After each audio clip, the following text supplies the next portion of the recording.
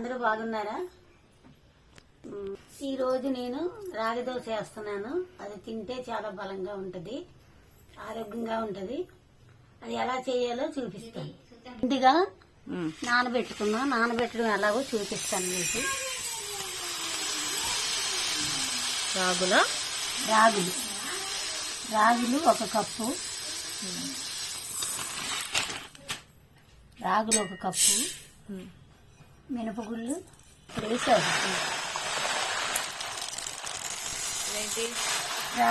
మినపగుళ్ళు, రాగులు ఒక కప్పు వేసాను కదమ్మా. మినపగుళ్ళు ఒక కప్పు వేస్తున్నాను. రాగులు ఒక కప్పు వేసాను, మినపగుళ్ళు ఒక కప్పు వేస్తున్నాను. బియ్యం 2 కప్పులు.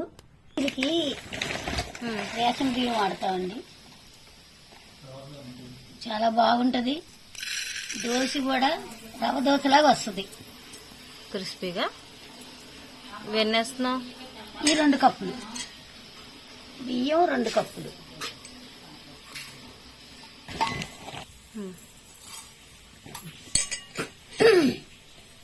రాగులు ఒక కప్పు, మినపగుళ్ళు ఒక కప్పు, బియ్యం రేషన్ బియ్యం 2 కప్పులు.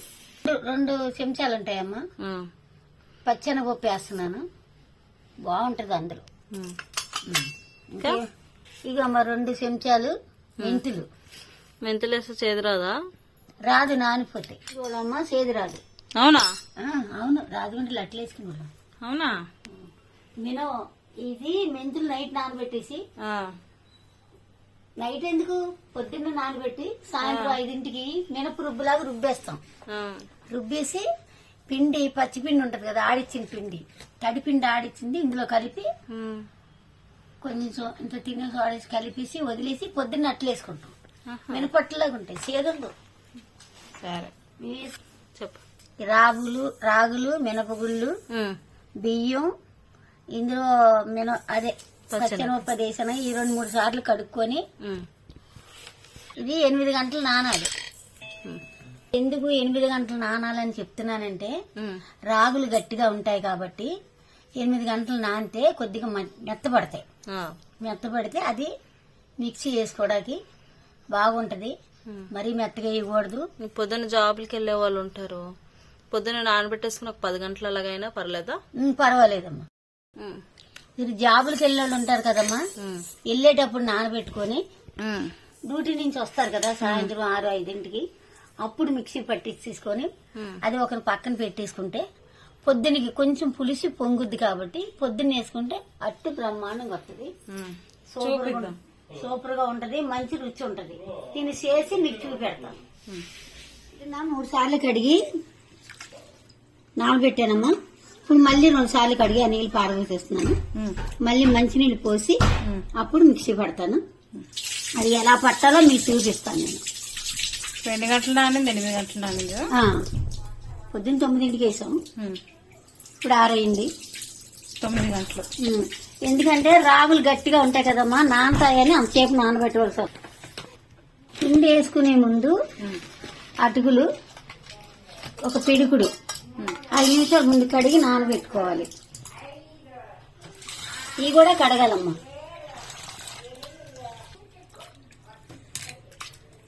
ఈ అటుకులు 5 నిమిషాల ముందు కడిగి నానబెట్టుకోవాలా.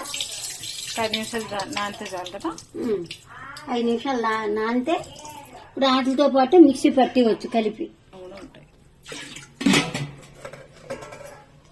అట్లు కలర్ వస్తాయి, మెత్తగా ఉంటాయి, పలసగా వస్తాయి. అట్టు ఎలా వేసుకోవాలన్నా ఎంత పలస వేసుకోవాలన్నా అంత పలసగా వస్తాయి. అమ్మా,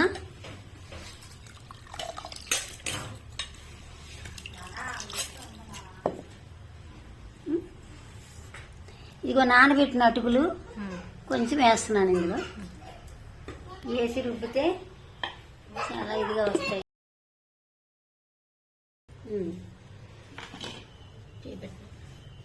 ఇది అంట మరీ మెత్త కాకుండా ఇలా చేసుకోవాలి. అప్పుడు అట్టు రవ్వట్లాగా వస్తుంది. మీకు ఎంత పలసగా వస్తుంది అంటే అంత పలసగా వస్తుంది. మీరు రవ్వట్టు వేసుకొని తిన్నట్టు ఉంటుంది. చాలా రుచికరంగా ఉంటాం కాబట్టి ఇంత బాగా నలిగినాయి. ఎవరు సోళ్ళు రాగులు పొద్దున్న నానబెట్టకపోతే మధ్యాహ్నం నానబెడితే ఇలా ఇంతదిగా నలగవు. మీరు డ్యూటీలకు వెళ్ళిన వాళ్ళు అయితే పొద్దున్న నానబెట్టుకుని ఇప్పుడు వచ్చి వేసుకోవచ్చు పిండి. పొద్దున్నే మీరు దోశలు వేసుకోవచ్చు, చాలా రుచికరంగా ఉంటాయి, ఒంటికి ఆరోగ్యం ఇది. పిండి అయిపోయిందమ్మ, నలిగిపోయింది. ఇలా వేసుకుంటే రాగులు ఉండవు, మెత్తగా నలిగిపోయినాయి. అంటే మరీ మెత్తగా కంటే కొంచెం బరగ్గా, మరీ బరగ్ కాకుండా. మొత్తం పిండి అయిపోయిన తర్వాత వేసాను కదమ్మా. ఇది కింద పైన మొత్తం బాగా కలిపేసుకోవాలి. కలిపేసుకొని కొద్ది పిండి తీసి, కుటుంబం తక్కువైన వాళ్ళైతే ఇది నిండా వచ్చింది కదమ్మా, చిన్నగిన్నె కదా, ఇడ్లీ పిండిలాగా పొంగిపోద్ది ఇది. అయితే అమ్మ చిన్నది వేసా కాబట్టి ఒక దాంట్లో వేసానమ్మా. ఈ రెండు బయట పెడితే పొంగుద్ది పిండి, అట్ల పిండి పొంగినట్టు పొంగుద్ది. అప్పుడు మనం రేపు పొద్దున్న ఇది అట్లు వేసుకోవచ్చు. పెనం మీద అట్టు వేసుకుంటే అంత పలసగా రవ దోశలాగా వస్తుంది, తింటుంటే కమ్మగా ఉంటుందమ్మా.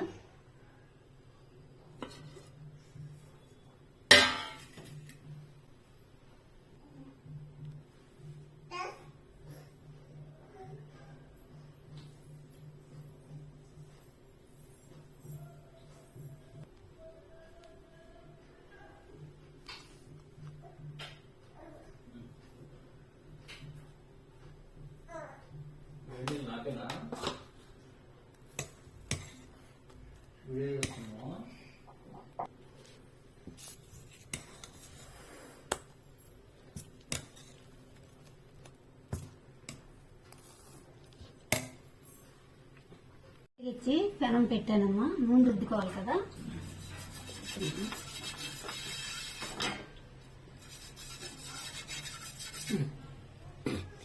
ఇది ఒక గరిటె పిండి వేస్తున్నానమ్మా. ఇది వేసి ఇలాగా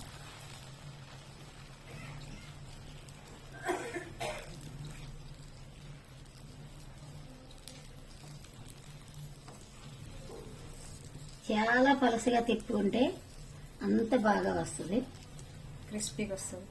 అలాగంటే నాకు రాదు.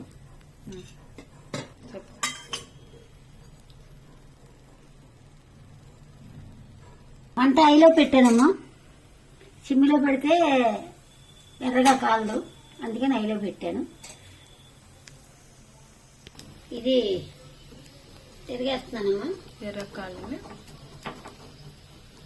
కాలుతుంది.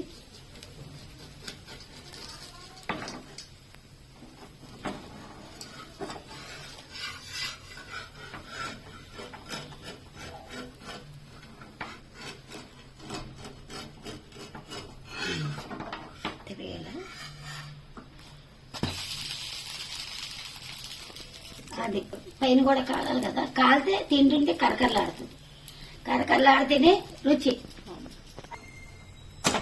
ఇది అమ్మ చూడు ఎంత బాగా కాలిందో. ఈ నూనె కూడా ఎక్కువ పట్టదు.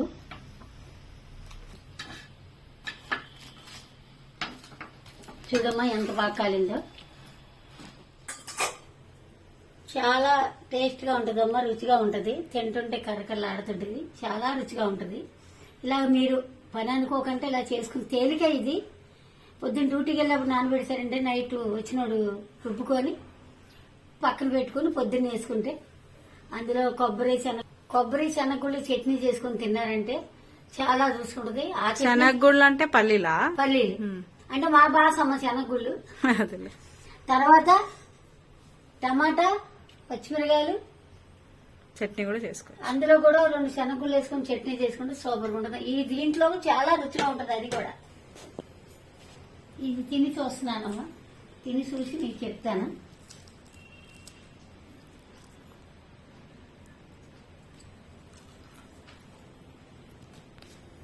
చాలా బాగుందమ్మా, కరకరగా ఆడుతుంది, సూపర్గా ఉంది. అది మీరు చేసుకోండి, కష్టం అనుకోకుండా. ఆరోగ్యం కూడా సోళ్ళు ఇవన్నీ వేస్తున్నాయి కదా, చాలా ఆరోగ్యం. సోడి పిండి ఇవన్నీ కలుపుతున్నాయి కదా, ఎముకలకు బలమమ్మా.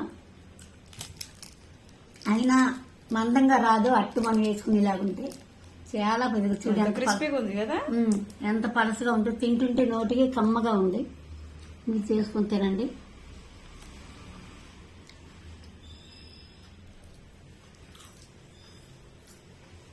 చాలా బాగుందమ్మా.